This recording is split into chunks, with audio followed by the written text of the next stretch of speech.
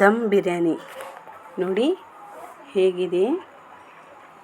ತುಂಬಾ ಚೆನ್ನಾಗಿರುತ್ತೆ. ಒಂದು ಸಲ ಟ್ರೈ ಮಾಡಿ ನೀವು. ಈಗ ಅರ್ಧ ಕೆ ಜಿ ಚಿಕನ್ ತೊಗೊಂಡಿದ್ದೀನಿ ಮತ್ತು ಬಾಸ್ಮತಿ ರೈಸ್ ಅರ್ಧ ಕೆ ಜಿಯನ್ನು ತೊಗೊಂಡಿದ್ದೀನಿ. ನಾನು ಒಂದು ಮನೆಯಲ್ಲಿ ಅಕ್ಕಿಯನ್ನು ಒಂದು ಕಪ್ ಅಷ್ಟು ತೊಗೊಂಡಿದ್ದೀನಿ. ಆದರೆ 3/4 ಕೆ ಜಿಯಷ್ಟು ನಾನು ಅಕ್ಕಿಯನ್ನು ತೊಗೊಂಡಿದ್ದೇನೆ. ನಾನು ಎರಡನ್ನು ಮಿಕ್ಸ್ ಮಾಡಿ ಇವಾಗ ನೀರು ಹಾಕಿ 2 ಸಲ ತೊಳೆದು ನಾನು ಸೈಡಿಗೆ ಇಟ್ಕೊಳ್ತೀನಿ. ಈಗ ನಾನು ಮಿಕ್ಸಿ ಜಾರಿಯಲ್ಲಿ ಶುಂಠಿ, ಬೆಳ್ಳುಳ್ಳಿ, ಕೊತ್ತಂಬರಿ ಸೊಪ್ಪು ಮತ್ತು ಪುದೀನವನ್ನು ಹಾಕ್ಕೊಂಡಿದ್ದೀನಿ. ಇದನ್ನು ನಾನು ಗ್ರೈಂಡ್ ಮಾಡ್ತಾಯಿದ್ದೀನಿ. ಈಗ ನೋಡಿ ಈಗ ನುಣ್ಣಗಾಗಿದೆ. ಇವಾಗ ನಾನು ಚಿಕನ್ನಲ್ಲಿ ಈ ರುಬ್ಬಿದ ಮಸಾಲೆಯನ್ನು ಹಾಕ್ತಾಯಿದ್ದೀನಿ. ಅದರಲ್ಲಿ ಖಾರದ ಪುಡಿ 2.5 ಸ್ಪೂನಷ್ಟು ನಾನು ಖಾರ ತೊಗೊಂಡಿದ್ದೀನಿ. ಸ್ವಲ್ಪ ಗರಂ ಮಸಾಲ ಮತ್ತು ಬಿರಿಯಾನಿ ಮಸಾಲನ ಹಾಕ್ಕೊಂಡು ಮತ್ತು ಉಪ್ಪು,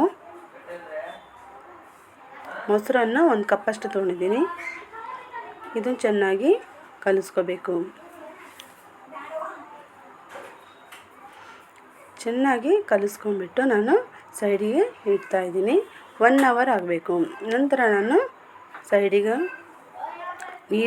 ನೀರು ಹಾಕಿ ಅದರಲ್ಲಿ ನಾನು ಅಕ್ಕಿಯನ್ನು ಹಾಕಿ ಅದರಲ್ಲಿ ಸಪ್ರೇಟಾಗಿ ಕುದಿಸ್ಕೋಬೇಕು. ನಾನು ಇವಾಗ ಇನ್ನೊಂದು ಕಡೆ ಚಕ್ಕೆ, ಲವಂಗ, ಚಕ್ರ ಮೊಗ್ಗು ಎಲ್ಲ ಹಾಕ್ಕೊಂಡು ನಾನು ಇದು ಚಿಕನನ್ನು ತೊಗೊಂಡು ಇದರಲ್ಲಿ ಹಾಕಿ ಚೆನ್ನಾಗಿ ಮಿಕ್ಸ್ ಮಾಡಬೇಕು.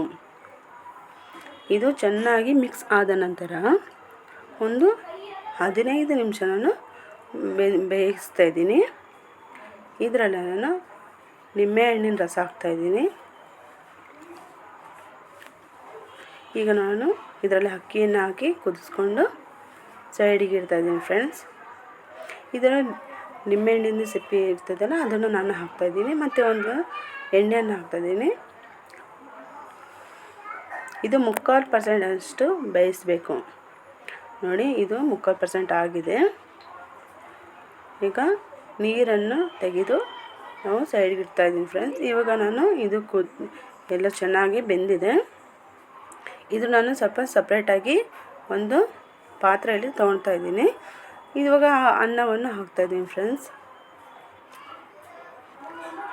ಈ ಥರ ಸೈಡಿಗೆಲ್ಲ ಹಾಕಿ ನಾನು ಉಳ್ಳಾಗಡ್ಡಿ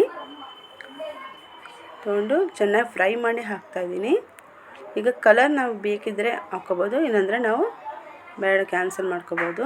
ಮತ್ತು ಕೊತ್ತಂಬರಿ ಸೊಪ್ಪನ್ನು ಹಾಕ್ತಾಯಿದ್ದೀನಿ ಮತ್ತು ಪುದೀನ ಮತ್ತು ಅದ್ರ ಮೇಲೆ ಮತ್ತೆ ಅನ್ನವನ್ನು ಹಾಕ್ತಾಯಿದ್ದೀನಿ ಫ್ರೆಂಡ್ಸ್. ಇವಾಗ ನಾನು ಸೈಡಿಗೆ ಇಟ್ಕೊಂಡಿದ್ದಲ್ಲ ಅದು ಚಿಕನನ್ನು ಗ್ರೇವಿಯನ್ನು ಹಾಕ್ತಾಯಿದ್ದೀನಿ. ಇದನ್ನು ಚೆನ್ನಾಗಿದ್ರೆ ಇದು ಚೆನ್ನಾಗಿ ನಮಗೆ ತಿನ್ನೋದಕ್ಕೆ ಚೆನ್ನಾಗಿರುತ್ತೆ ಫ್ರೆಂಡ್ಸ್. ಅದಕ್ಕಾಗಿ ನಾನು ಈ ಥರ ಮಾಡ್ತಾಯಿದ್ದೀನಿ. ಮತ್ತು ಅದರ ಮೇಲೆ ಅನ್ನವನ್ನು ಹಾಕಿ ಕಲರನ್ನು ಹಾಕಿ ಈಗ ನಾನು ಸ್ವಲ್ಪ ಈರುಳ್ಳಿ ಮತ್ತು ಪುದೀನ,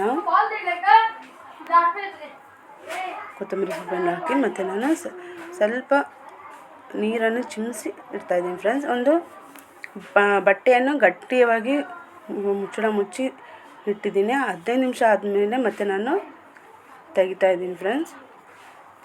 ನೋಡಿ ಹೇಗಾಗಿದೆ ಅಂತ. ತುಂಬಾ ಚೆನ್ನಾಗಿರುತ್ತೆ ಫ್ರೆಂಡ್ಸ್. ನೋಡೋದಕ್ಕೂ ತುಂಬಾ ಚೆನ್ನಾಗಿದೆ ಮತ್ತು ತಿನ್ನೋದಕ್ಕೂ ಸೂಪರಾಗಿರುತ್ತೆ ಫ್ರೆಂಡ್ಸ್. ನೀವು ಕೂಡ ಒಂದು ಸಲ ಟ್ರೈ ಮಾಡ್ಬೋದು. ಆದರೂ ನನಗೆ ಒಂದು ಸಲ ಕಮೆಂಟ್ ಮಾಡಿ ಹೇಗಿದೆ ಅಂತ. ಲೈಕ್ ಮಾಡಿ ಮತ್ತು ಶೇರ್ ಮಾಡಿ. Thank you.